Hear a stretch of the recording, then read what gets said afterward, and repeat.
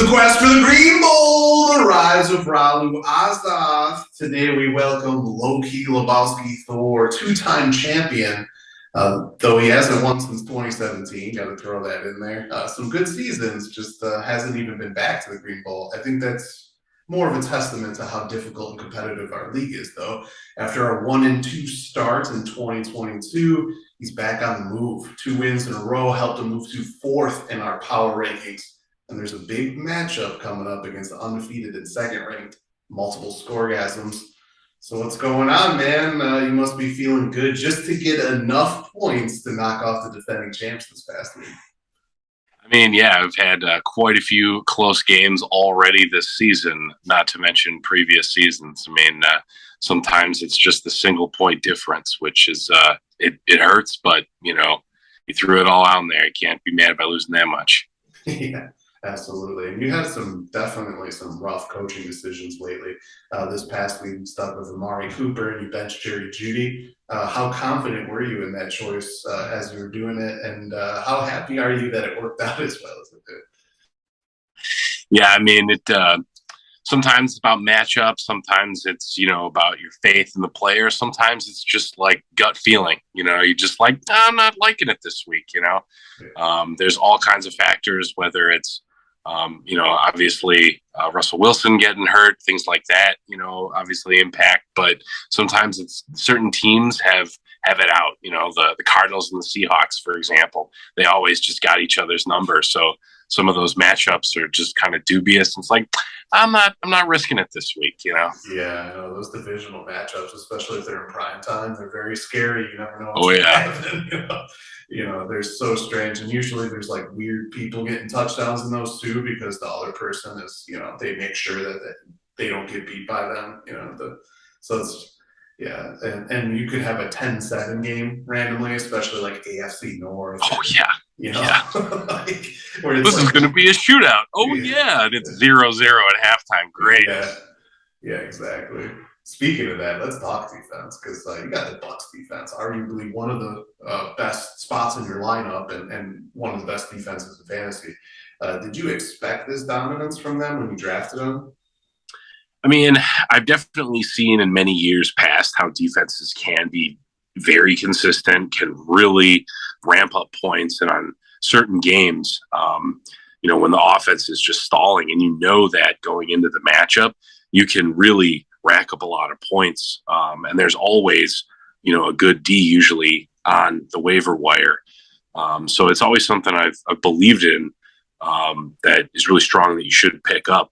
And so going into the draft, I definitely had my eye and wanted to get one of the top tier defenses. So yeah, the Bucs have been that. I mean, almost single-handedly had you beat me. I mean, they have 29 points when we played each other in week 2. I needed some monster performances on my end to just get past that. The Bucs has definitely been, just one of your studs, and that's good. When your defense is a stud, I feel like it's easier to fix the rest. If you can consistently get those good numbers. But like all of us, you're only as good as your upcoming matchup in this league, especially. So to keep your momentum, you get a huge matchup against the multiple scoregasms, trying to erase or dream of perfection. What are your thoughts on your chances in this one? I mean, she is a tough opponent. She always has been. Definitely been one of the more avid and focused members of the league. But just looking at her lineup and stuff like that, matchups, I feel somewhat confident. The computers have us pretty closely matched, so it'd be an edge of your seat kind of lineup. Oh yeah, it's gonna be. I think it's gonna be one of our fun ones. If you saw our previews, I feel like all the matchups this week are gonna be nuts. They're all close in the projections, and they're important with how much everyone's close from 4 through 12. And both technically you're favored against the multiple scoregasms, and Alex, the Simon Streamcat's favored against me. So both undefeated teams could go down. I don't know. You got to wonder how nuts this is. And one thing I got to say is that, just like always, we're going to do a fun segment with the Game of the Week winner here.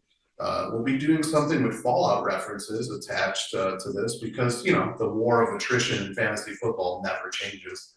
And no, it does not. So we're actually going to do a fun thing where we do a fantasy football quiz for you, just to see what kind of apocalyptic fantasy football player you actually are. It's time to pick your character.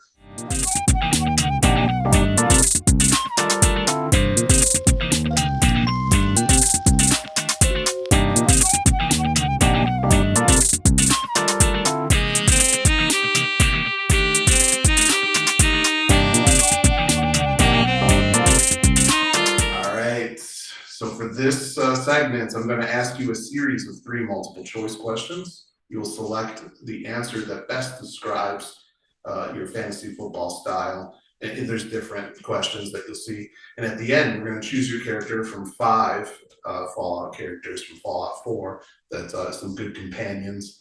I'll introduce all who is possible and everything and say what kind of player you are in relation to these companions. So are you ready, man? Fire away. All right. So pick the best answer, only one of these. So when you prepared to draft your team, what were you looking for? A running back depth. B, beast potential throughout. C, picking a top defense and quarterback in the first 7 rounds. D, picking up as many wide receivers as possible. Or E, making sure you had several handcuffs for your top picks.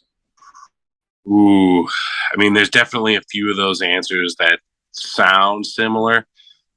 Definitely, you know, with how many running backs get injured and how many of them fizzle out in the season, I feel like that's probably the top pick. Going for longevity would probably be the second one.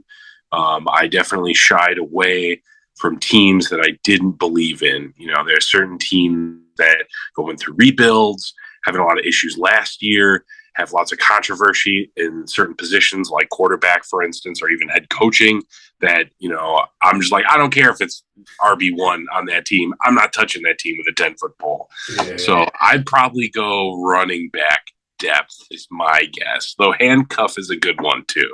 All right. Yeah, no, I know. So we'll have you down for A. Let me mark that up here. I feel like the handcuffs I got were more of just lucky, like, oh, sweet, this is the best running back I have. I might as well grab the handcuff. yeah, that's kind of how they go too. And you never know who's actually going to get injured. So yeah. All right. So second question: what's your most used reason for choosing your starting lineup? So this is like how you prepare every week. Listening to the computers, listening to the experts, you know, everyone on all the journalist sites, listening to your gut, drinking a 6-pack and guessing, or watching my previews. You know, I'm going to go for the answer that's not on there, and I'm going to go for matchup. I feel like matchup. It's all matchup. So that's technically you're all looking at matchup. So okay. So in terms of how you choose your matchup, are you listening to the computer's experts, simply your gut, guessing while having some beers, or checking out my previews? I'm going to probably go with either my gut or my gut after a 6-pack. Probably the 6-pack. The 6-pack? All right. We're going to go with the 6-pack. That's good there. I like that.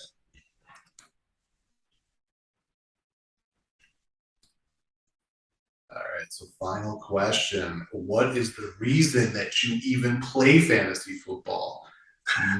Money? Bragging rights, the unpredictability, our trophy, or just get my crazy theme stories every year? Oh, man. You know, probably going to go, it would be either the unpredictability or the trophy. It's one of the things that really I like about football in general. Yeah. let alone fantasy football, is that it's definitely a sport that it's difficult to make predictions. Yeah. Like the Cowboys, really terrible team last year, all kinds of problems, and their ranking is really not where I thought they'd be.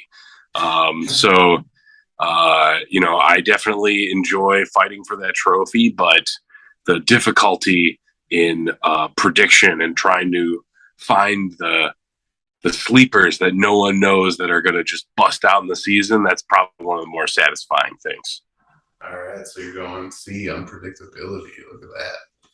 All right, so let me tally up all these corresponding points to your answers. I have this crazy formula, but as I do that, I want you to spend the next minute. Why don't you compare fantasy football to the Fallout universe? Just what are your thoughts on that? How can you compare the insanity that is both universes?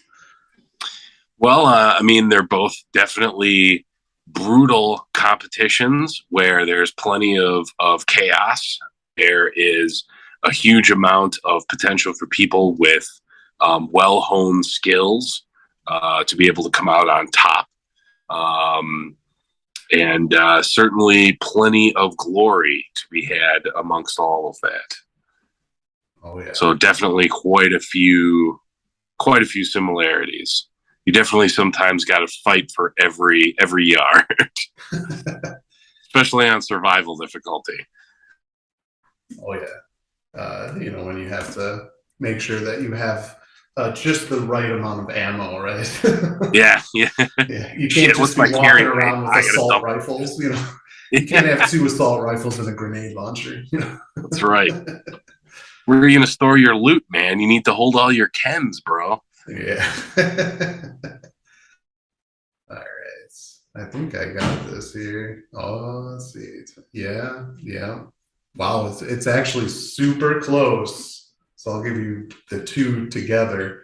Here's the players you could have been. You could have been Tinker Tom, could have been McCready, could have been Old Longfellow, could have been Kate, or you could have been John Hancock. And in terms of where your points ended up being, you are Kate. You are a player who loves the thrill of the week to week without much of a plan besides what the party's going to be like when success happens or what to do to forget the sorrow. Kate, a little bit of psycho, get ready for the game. Your second one, yeah. First of all, I do want to. What are your thoughts on being Kate in this quiz? I am currently dating a redhead, so I guess I can't really refute that. Your second one would have been McCready, by the way, just a little off. McCready is someone who wants to be the leader and who wants a reward for it, but who looks for these steady, consistent players who will get it done, Yep.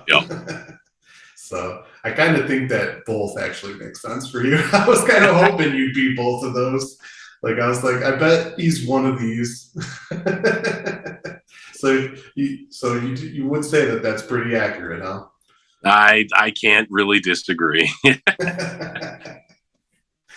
Well, there you have it. Low-key Lebowski Thor is a Kate. Thanks for joining me this week, man. Congrats on your big win, and good luck on another huge matchup as every week seems to get more important in our league as we get closer to the playoffs. Absolutely. I'm coming for those Mentats. Yeah, week 14, we play for them again.